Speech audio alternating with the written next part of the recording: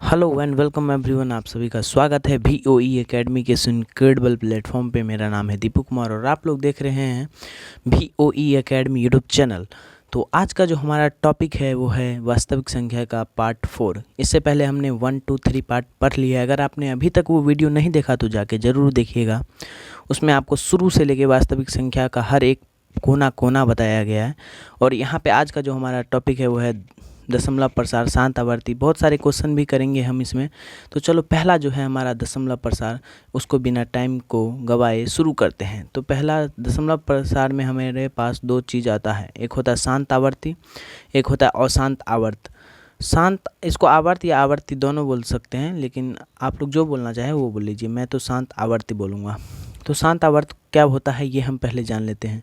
ये दशमलव प्रसार आप लोगों के मन में घूम रहा होगा तो उसको भूल जाइए। अब इसमें देखिए कि दो चीज़ होता है, शांत आवर्त, एक होता है अशांत आवर्त।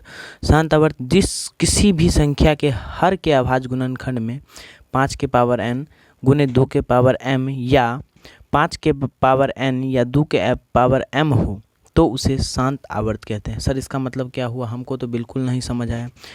तो कोई दिक्कत वाली बात है नहीं आया तो समझाया जा रहा है ना यहाँ पे। सर देखिए, पहले कोई भी संख्या है ना, ये ऊपर 1/10 लिखा है तो इसका ऊपर वाला जो 1 है ना ये अंश होता है और 10 जो नीचे वाला होता है वो हर होता है। तो अगर आपसे पूछ दे 10 का अभाज्य गुणनखंड यानी कि 10 किस किस चीज़ों से मिलकर बना हो, तो 2 गुने 5। 10 को आप ऐसे, अगर आप इसका अभाज्य गुणनखंड निकालेंगे तो 2 पंचे 10 होगा ना, तो फिर 5 एकम 5, तो 2 गुने 5, तो 10 को आप 2 गुने 5 लिख सकते हैं। तो ये दोनों जो है इसका अभाज्य गुणनखंड हो गया। सर बात समझ में आती है? तो शांत आवर्ती क्या होगा, जैसे नीचे में 2 और 5 आएगा, यहाँ पे देखिए 5 की पावर n गुने 2 के पावर m, ये दोनों जो आ गया इसके अलावा कोई नहीं आना चाहिए। जैसे इसका अभाज्य गुणनखंड तो रहा नहीं, यहाँ पे 3 नहीं आना चाहिए, 2 नहीं आना चाहिए, 1 नहीं आना चाहिए। सर इसका समझाओ तब हम माने। तो पहले हम इसको ऊपर नीचे काट लेंगे। देख रहा है कट रहा है ना, 21/15। ये डायरेक्ट मत कर देना फिर बोलना सर नहीं है ये तो शांत आवर्त। तो 3 सत्ते 21, 3 पंचे 15। सर बात समझ में आती है? तो 5 आ गया नीचे में, केवल 5 रहेगा तब भी होगा और केवल 2 रहेगा तब भी होगा। सर ये भी शांत आवर्त का होगा। सर ये 13/25 का करके दिखा दीजिए।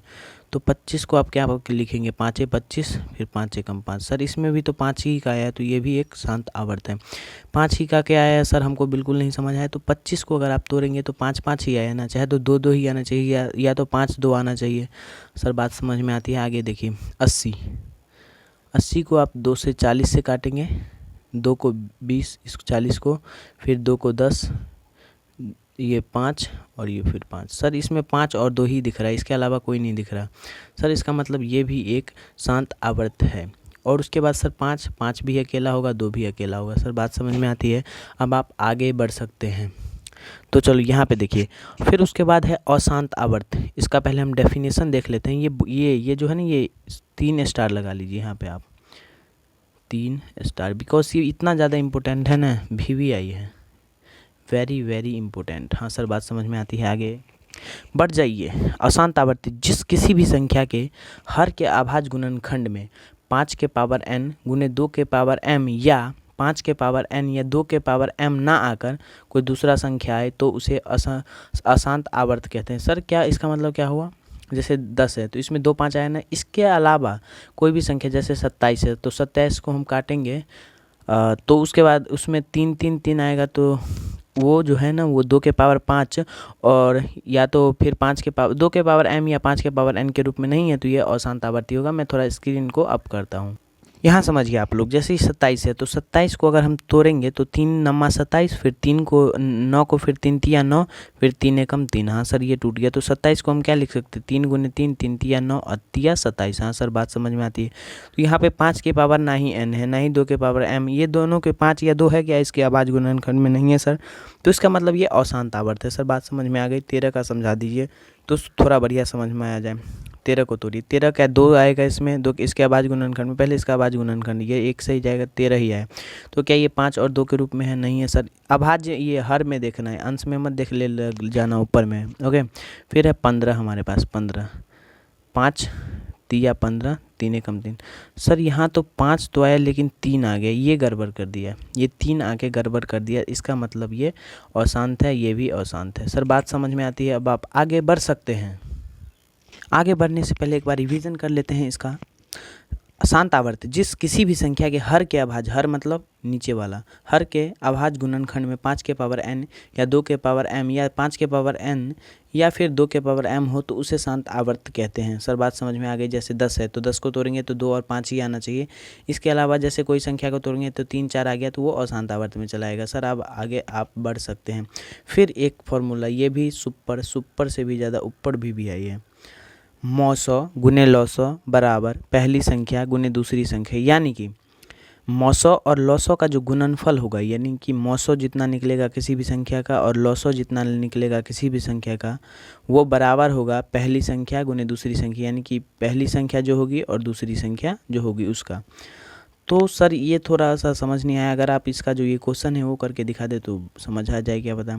यहाँ देखिए, यदि दो संख्याओं का मौसौ एवं लौसौ का गुणनफल 162 है, यदि उनमें से पहली संख्या 54 है तो दूसरी संख्या क्या होगी, ये हमसे क्वेश्चन में पूछा गया है।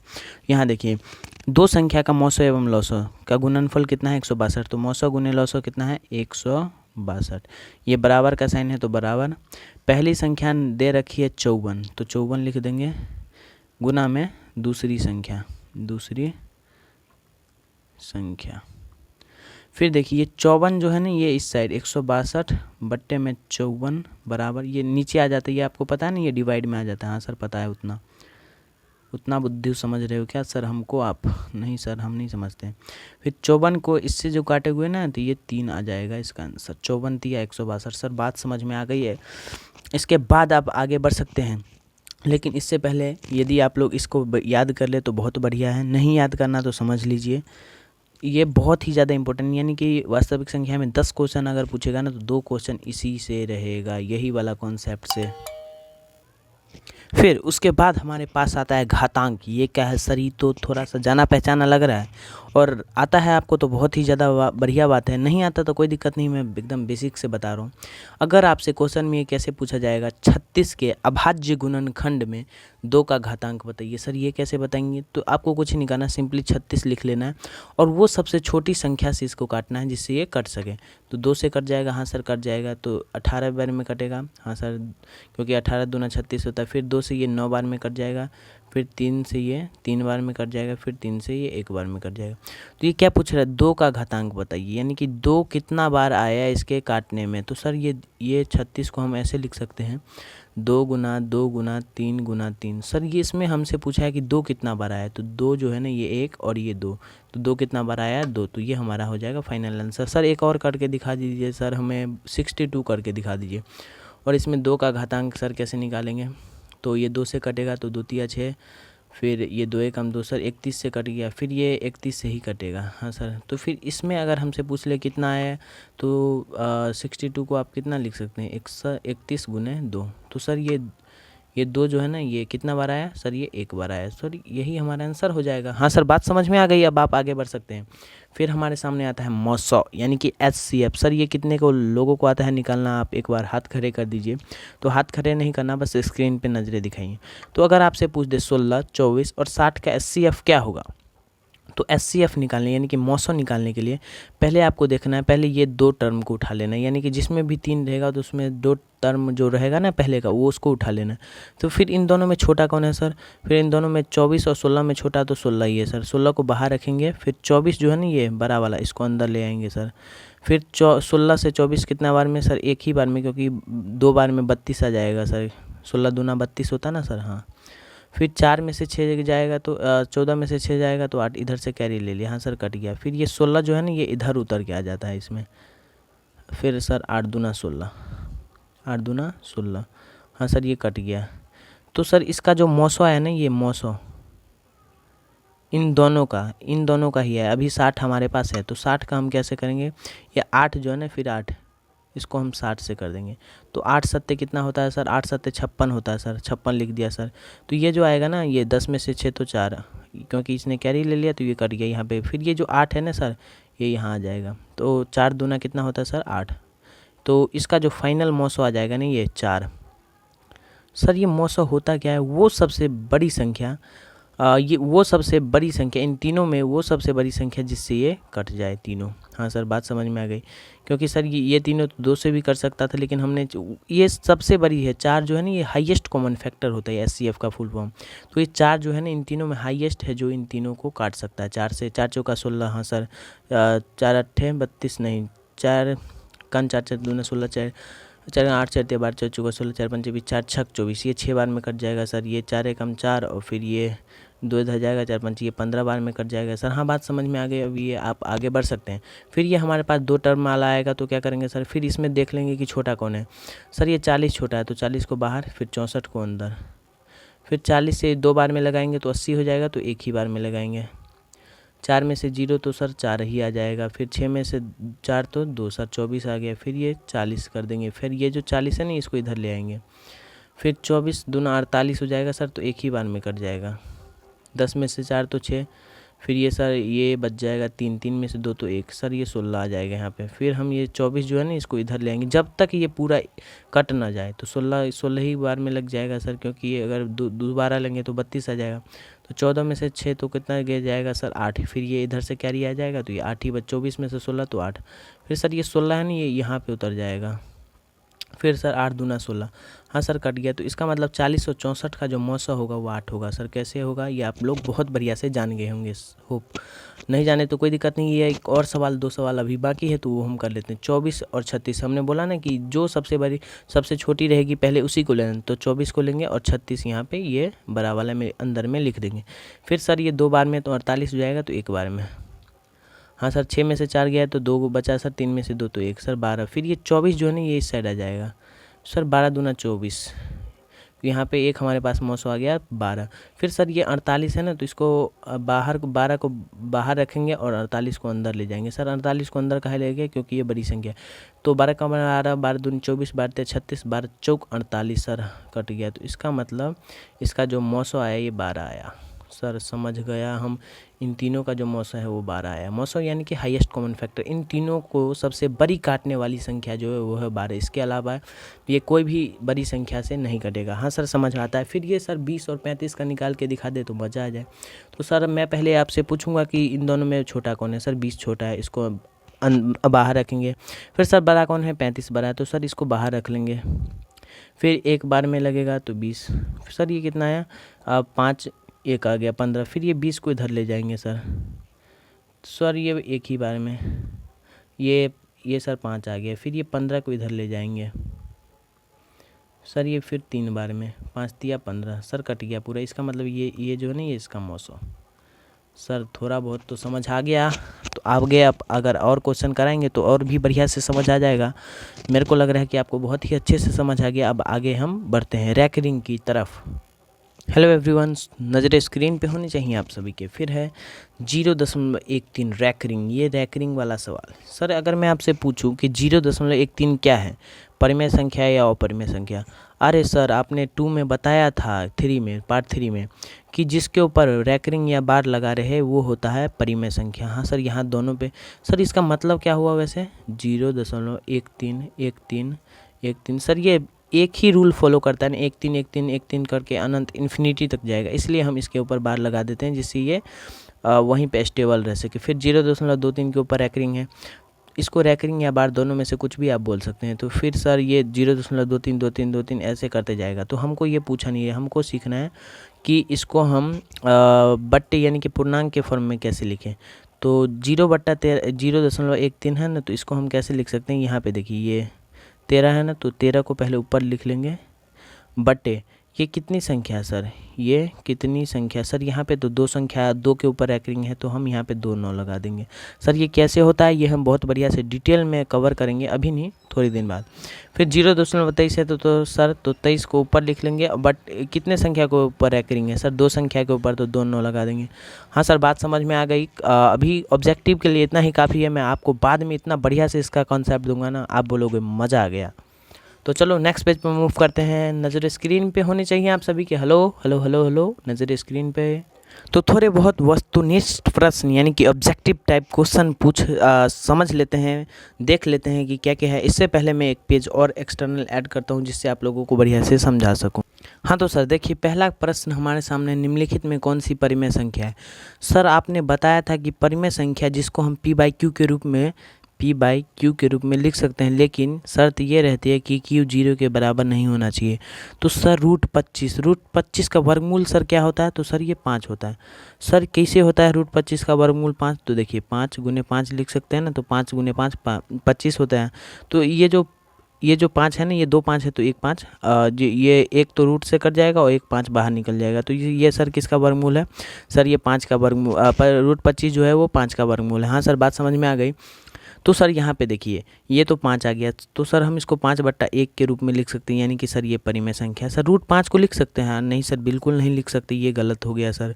सर क्या 1/2 सर परिमेय संख्या है, सर ये बिल्कुल नहीं परिमेय संख्या, क्योंकि वर्गमूल नहीं निकला। सर रूट 3 + रूट 3, सर यहाँ पे रूट 3 का स्क्वायर मत कर दीजिएगा कि 3 हो गया सर, नहीं ऐसा नहीं, ये रूट 3 + रूट 3 2√3 होता है सर। 2 + रूट 3 होता है, हाँ 2√3 बोल सकते हैं, क्योंकि 1√3 + 1√3 बराबर 2√3। हाँ सर समझ आ गया। तो यहाँ पे देखिए ये भी एक अपरिमेय संख्या है। हाँ सर, फिर उसके बाद है निम्नलिखित में कौन सी अपरिमेय संख्या। सर यहाँ देखिए 1.3 के ऊपर रैकरिंग। हाँ सर, ये आपने बताया था कि रैकरिंग वाला परिमेय संख्या होता है। फिर रूट 16 क्या होता है, सर ये 4 का वर्गमूल होता है, तो 4/1, सर ये भी परिमेय संख्या है, ये भी परिमेय संख्या है। सर ये देखते हैं, ये रूट 9/21, तो सर ये 9 तो 3 हो जाएगा, लेकिन सर 21 कुछ हो सकता है, लेकिन ये रूट में ही रह गया सर, 3/√21। हाँ सर समझ में आ गया। तो ये क्या है सर, ये एक अपरिमेय संख्या है। फिर उसके बाद सर क्या है, रूट 5 गुने रूट 5, सर ये रूट 5 गुने रूट 5 क्या हो जाएगा सर, रूट 5 का स्क्वायर। हाँ सर ये भी दिक्कत करेगा, क्योंकि ये रूट 5 गुने रूट 5 सर 2√5 हो जाएगा। सर यहाँ पे भी समझ आ गया, लेकिन सर इसमें अपरिमेय है कौन, क्वेश्चन हमारा ये था। तो सर ये अपरिमेय है ना, यह देखा ना, अभी आपने बताया ना मैंने आपको, अपरिमेय संख्या है। हाँ सर समझ आ गया। सर ये अपरिमेय क्यों है, क्योंकि ये P/Q के रूप में लिखा है, Q नहीं होना चाहिए 0 के इक्वल और वर्गमूल निकलना चाहिए। तो सर इसका वर्गमूल नहीं निकल रहा, इसलिए क्या है, अपरिमेय संख्या है। सर ये परिमेय है कि अपरिमेय है, सर ये बिल्कुल परिमेय है। कैसे है सर परिमेय, एक बार आप करके दिखाइए कॉपी में, नहीं हो रहा तो कोई दिक्कत नहीं। रूट 5 गुने रूट 5, सर ये आपको पता होना चाहिए, रूट 5 गुने रूट 5 5 होता है। हाँ सर समझ आ गया, अभी आप आगे बढ़ सकते हैं। फिर उसके बाद हमारे सामने ये क्वेश्चन है, यदि P और Q दो अभाज्य संख्याएं हैं तो उनका मौसा होगा। सर ये आपने लग रहा है पहले लेक्चर में बताया था कि P को हम क्या लिख सकते हैं, P गुना 1। सर Q को हम क्या लिख सकते हैं, Q गुना 1। सर इन दोनों में कॉमन क्या है, सर इन दोनों में कॉमन सर 1 है, तो इन दोनों का मौसा क्या हो जाएगा सर, 1 हो जाएगा। अरे हाँ सर अब समझ में आ रहा है। तो इसका कौन सा ऑप्शन सही होगा, एक बार बताइए। सर ये इसका एक ऑप्शन सही होगा। सर आगे बढ़ सकते हैं आप, 0.13, सर इसको क्या लिख सकते हैं, इसके 2 मिनट पहले ही मैंने बताया कि ये जो 2 के ऊपर रैकरिंग है, तो 13/2 9 नीचे। हाँ सर ये भी 13/2 9 कहाँ है सर, ये देखिए। हाँ सर समझ में आ गया। उसके बाद 18 तथा 72 का मौसा। सर ये वाला हम कैसे करें, 18 और 72 का मौसा। सर ये मौसा कैसे निकलेगा, हमको सर नहीं आ रहा है। तो सर देखिए कुछ मत कीजिए, 18 को ना इससे काटिए कि ये क्या होगा। तो 18 का 18, 18 दूनी 36, 18 3 54, 18 चौक 72। सर ये तो आपने डिवाइड कर दिया, सर ये कैसे होगा। तो सर देखिए इसमें ना क्या होता है पता है आपको, जिससे ये कट गया, जिस बड़ी संख्या से कट गया, यानी कि 18 से कट गया, तो यही इसका मौसा है। ये दोनों देख लीजिए, जिस बड़ी संख्या से 18 से ये दोनों कट रहा है, 18 का 18, तो एक बार में 18 चौक 72 4 बार में। सर ये दोनों कट गया, इसका मतलब इसका मौसा क्या होगा सर 18। सर इस तरीक़ा से नहीं समझ आया तो 18 और 72 लिखेंगे, देख लेंगे कौन सी किससे कट रहा है सर। तो 2 9 18, फिर ये देखिए 2 3 6 और 2 6 12, सर ये 36 दूना 72। फिर ये 2 से नहीं कटेगा सर, तो फिर क्या करेंगे, इन दोनों में कोई सी कॉमन संख्या नहीं है। हाँ सर 3 से लेकिन कटता है, तो 3 3 9, 3 1 3, 3 दूना 6। फिर सर ये 3 से ही कट सकता है, 3 1 3, 3 चौका 12। सर फिर इन दोनों में कोई कॉमन संख्या नहीं है, तो सर क्या करेंगे, फिर क्या करेंगे, 2 3 6 और 6 3 18। सर इन तीनों को हम आपस में गुना कर देंगे, तो ये कितना हो जाएगा, 2 गुने 3 गुने 3। सर ये भी बहुत मस्त तरीका बताया आपने, मज़ा आ गया। तो आगे हम बढ़ते हैं अब नेक्स्ट पेज पे। फिर हमारे सामने आया रूट 12 का परिमेयकरण गुणांक हमसे पूछ रहा है। तो रूट 12 को पहले देख लीजिए कि क्या लिख सकते हैं। फिर 2 छक्के 12, 2 तिया 6, 3 एकम 3। इसको हम क्या लिख सकते हैं, 2 गुना 3। ये लेकिन रूट है सर, यहाँ पे ध्यान रखिएगा रूट। सर ये दो चीज़ जो अंदर में रहता है ना, ये दो भी कोई भी कॉमन संख्या है सर, ये बाहर निकल जाता है। तो 2 का 2 सर, ये रूट 3 का जोड़ा नहीं बन रहा ना सर, तो 3 अंदर ही। सर इसका 2 रूट 3 है कहीं पे? अरे हाँ सर, मिल गया सर। अब आप आगे बढ़ सकते हैं। यहाँ पे देखिए, यदि p, ये क्वेश्चन बहुत ही ज़्यादा इंपॉर्टेंट है, यदि p एक धनात्मक पूर्णांक है तो धनात्मक सम पूर्णांक का रूप होगा। सर यहाँ पे कुछ मत करिएगा, देख लीजिएगा कि ये 2 से इन सब में से कौन कट रहा है। Sir 2p/2। हाँ सर, ये तो मल्टीप्लाई में है सर, इसको हम आराम से काट सकते हैं। हाँ सर, ये तो कट गया। एक बार कम से कम 2 से उसमें भाग लगना चाहिए। Sir p+1/2। सर इसमें लगेगा क्या? नहीं लगेगा, क्योंकि बीच में प्लस का साइन है। फिर सर p में 2 से भाग कभी नहीं लगेगा, क्योंकि इसमें कोई कम, एक बार कम से कम कटना चाहिए। सर फिर 2p+1 क्या लगता है आपको? लग जाएगा? नहीं लगेगा, क्योंकि बीच में प्लस साइन है। हाँ सर, बात समझ में आ गई। अब आप आगे भी बढ़ सकते हैं।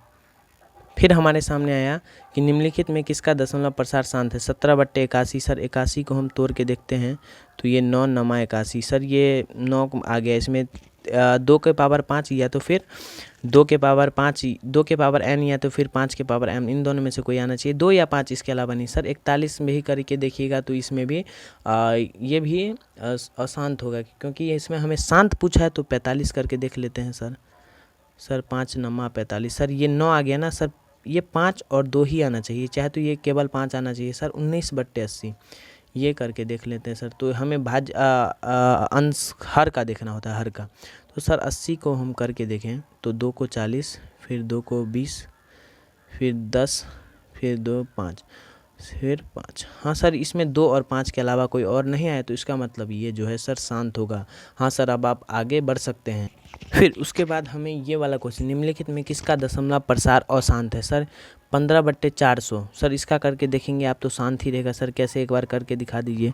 फिर ये 2 से कटेगा तो ये 200, फिर 100, फिर 50, फिर 25, फिर ये 5 से 5 है 25, फिर ये 5। सर ये 2 और 5 आया, इसका मतलब ये जो सर है ये शांत है, ये शांत है।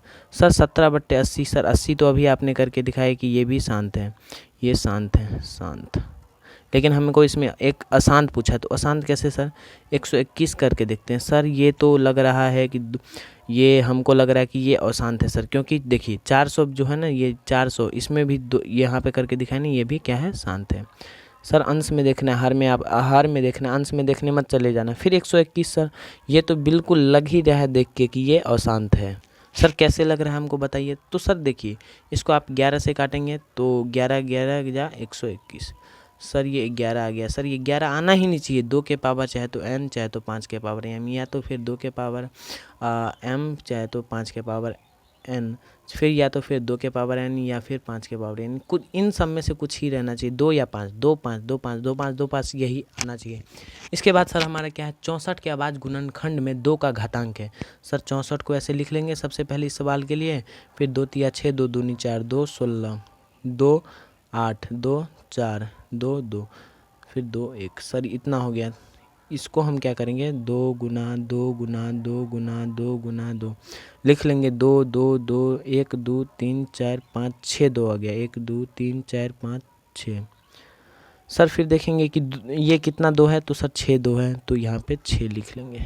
सर इसका आंसर क्या हो जाएगा, 6। फिर आगे हम बढ़ते हैं अगले स्क्रीन पे हमारे, तब तक बने रहिए। Hello sir, hello hello hello. क्या आप लोगों को पता है कि देखते ही देखते आपने 2020 का प्रथम पाली का, यानी कि 2020 में जो पूछा गया था उसका प्रथम पाली का पूरा क्वेश्चन सॉल्व कर चुके हैं।